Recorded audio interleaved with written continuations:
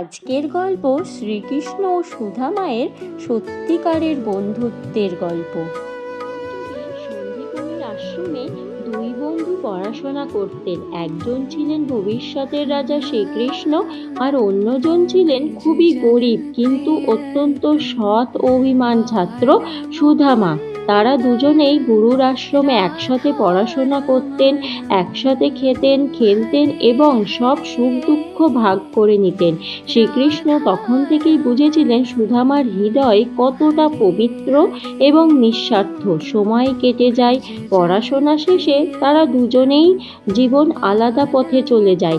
শ্রীকৃষ্ণ হয়ে ওঠেন দ্বারকার রাজা, অসাধারণ শক্তি ও সম্মানের অধিকারী, আর সুধামা থেকে যান এক দারিদ্র ব্রাহ্মণ হিসাবে সংসার কষ্টের মধ্যে জীবন কাটাতেন। একদিন সুধামার স্ত্রী তাকে অনুরোধ করলেন, তুমি একবার তোমার পুরনো বন্ধু শ্রীকৃষ্ণের কাছে যাও। তিনি এখন দ্বারকার রাজা, নিশ্চয়ই তোমাকে সাহায্য করবেন। সুধামা প্রথমে লজ্জা পেলেন, কারণ তার কাছে দেওয়ার মতো কিছুই ছিল না। শেষে স্ত্রী তাকে একটু চিড়ে বেঁধে দিলেন। এই সামান্য উপহার নিয়ে দ্বারকার পথে রওনা দিলেন। দীর্ঘ পথ খালি পায়ে হাঁটতে হাঁটতে তিনি পৌঁছালেন রাজপ্রাসাদে। দ্বারকার প্রহরীরা অবাক হয়ে গেল এই দরিদ্র ব্রাহ্মণকে দেখে, কিন্তু যখন শ্রীকৃষ্ণ শুনলেন তার বন্ধু এসেছেন, তিনি নিজে সিংহাসন ছেড়ে শ্রীকৃষ্ণ তখনই রাজকীয় মর্যাদা ভুলে বন্ধুর সামনে এসে তাকে জড়িয়ে ধরলেন। তিনি সুধামার পা ধুইয়ে দিলেন, নিজের হাতে বসালেন, আর অশ্রুতে তার চোখ ভরে উঠল।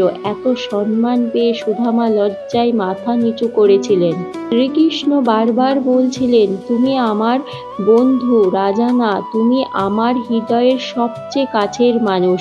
সুধামা লজ্জায় তার আনা সামান্য চিড়ে লুকিয়ে রাখার চেষ্টা করছিলেন, কিন্তু শ্রীকৃষ্ণ জোর করে সেটা নিয়ে খুশি মনে খেতে লাগলেন, যেন পৃথিবীর সবচেয়ে দামি খাবার। কিছুক্ষণ পর সুধামা কিছু না চেয়ে হৃদয়ে শুধু আনন্দ নিয়ে বাড়ি ফিরলেন। ঘটল, তিনি দেখলেন তার কুঁড়ে ঘর বদলে বিশাল সুন্দর বাড়ি হয়ে গেছে, তার দরিদ্র দূর হয়ে গেছে, সংসারে সুখ ও সমৃদ্ধি ফিরে এসেছে। তিনি বুঝতে পারলেন এটা ছিল শ্রীকৃষ্ণের নীরব আশীর্বাদ। এইভাবেই প্রমাণ হয় যে সত্যিকারের বন্ধুত্ব কখনো স্বার্থ দেখে না, আর শ্রীকৃষ্ণের মতো বন্ধু জীবনে থাকলে জীবন কখনো শূন্য থাকে না।